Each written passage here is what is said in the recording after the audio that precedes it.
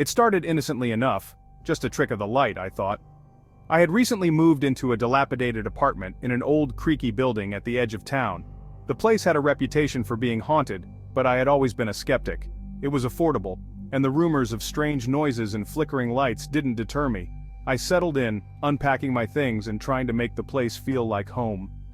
One dreary Monday morning, as I stood in the kitchen pouring myself a cup of coffee, I noticed something odd.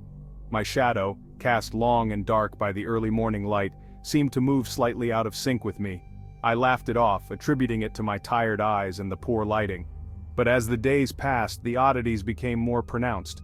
My shadow would stretch and twist in ways that defied the light source, sometimes even moving when I stood perfectly still. By Friday, the unease had grown into a gnawing fear. That night, after a few drinks with friends, I returned to my dark apartment, the dim light from the street outside casting eerie shadows. As I reached for the light switch, I froze. My shadow stood still while I moved, then slowly lifted an arm, pointing directly at me. My heart raced as I flicked the light on, but the shadow lingered, its form distorted and menacing. Over the following weeks, the shadow's actions grew bolder. It would detach from my feet, sliding across walls and floors, always watching me. The incident started small. My neighbor's cat went missing and I found tufts of fur in my living room. I tried to convince myself it was just a coincidence, but deep down I knew the truth. My shadow had taken the cat. Then came the vandalism, slashed tires, broken windows, and one night, I woke up with blood on my hands and a knife on the floor beside me. The terror consumed me. I couldn't sleep, couldn't eat. Every moment was a battle against the entity lurking within my own shadow. I had to find a way to sever our connection before I lost control completely. Desperation led me to an old bookstore on the outskirts of town where I found a dusty tome on the occult. The book described a ritual to banish malevolent shadows, but it required a dangerous ingredient: blood, willingly given. I spent days preparing for the ritual, drawing symbols on the floor and gathering candles. Each night I would hear whispers and feel a cold presence, the shadow growing stronger with each passing day. The night of the ritual, I was a bundle of nerves, but I knew I had no other choice. I pricked my finger, letting the blood drip onto the symbols, and began to chant the incantation. The room grew cold and my shadow writhed and twisted, its form becoming more monstrous. The candles flickered, casting eerie patterns on the walls. As I continued the chant, the shadow screeched, a sound that seemed to pierce my very soul. I pushed through the pain, reciting the final words of the ritual. Suddenly the candles went out, plunging the room into darkness. I felt a searing pain in my chest, and then silence. When I awoke, the room was bathed in the soft glow of dawn. My shadow was back to normal, lying flat and harmless on the floor. I sighed in relief, convinced that I had finally rid myself of the malevolent force. But as I stood up, I felt a strange sensation, a coldness spreading through my body.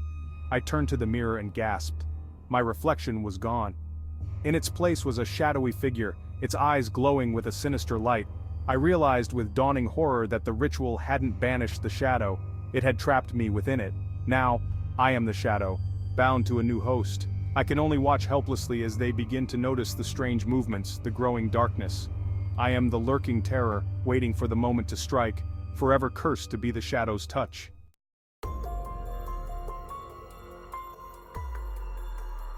Days turned into weeks and I remained trapped in the shadowy form, bound to my new host, a young woman named Sarah.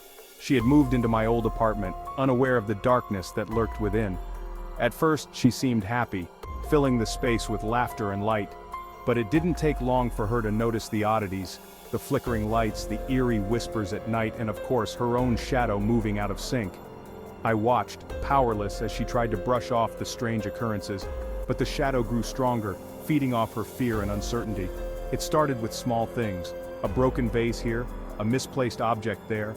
Sarah's friends began to notice the changes in her demeanor, the dark circles under her eyes, the way she jumped at every little sound. They urged her to move out, to leave the haunted apartment behind, but she refused. She was determined to face whatever darkness was haunting her. One night, Sarah decided to confront her fears. She stayed up late, armed with a flashlight and a sense of resolve. As the hours passed, the shadow grew restless, its form twisting and contorting on the walls. I could feel its anger, its hunger for control. Sarah must have sensed it too, for she clutched the flashlight tightly, her knuckles white with fear. Suddenly, the flashlight flickered and went out, plunging the room into darkness. The shadow moved swiftly, wrapping itself around her, suffocating her cries. I felt a surge of power as the shadow consumed her, and for a brief moment, I was free. But the freedom was short-lived. The shadow wasn't satisfied with just one host, it wanted more.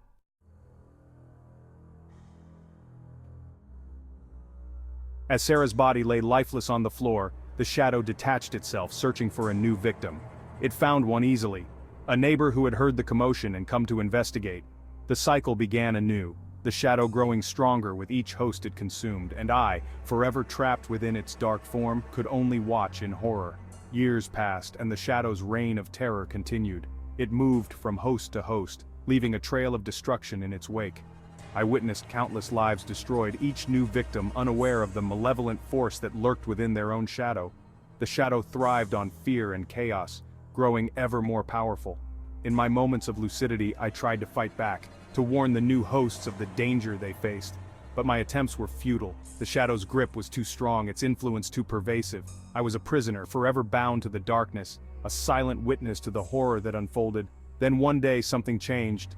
The shadow chose a new host, a man named David who was different from the others.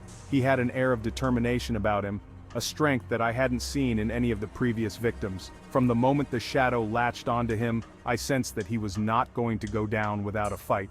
David quickly realized the presence of the malevolent force. Unlike the others, he didn't succumb to fear. Instead, he sought out answers, delving into the history of the building and the dark rituals that had bound me to the shadow.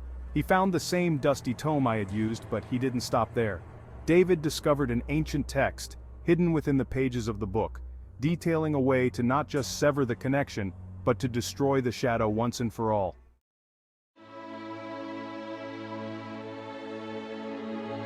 David prepared for the ritual, gathering the necessary ingredients and drawing the symbols on the floor.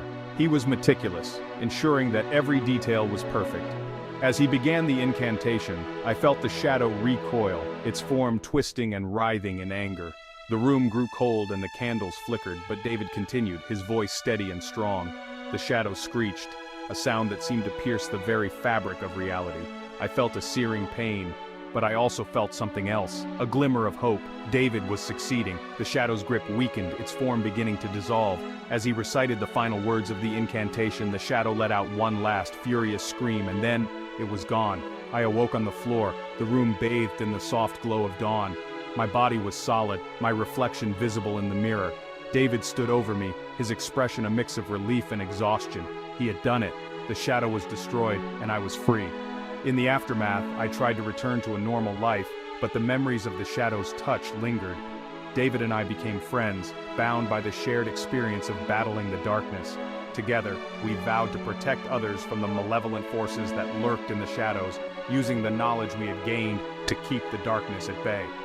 And so, we became guardians against the night, ever watchful, ever vigilant, knowing that the battle against the shadows was never truly over.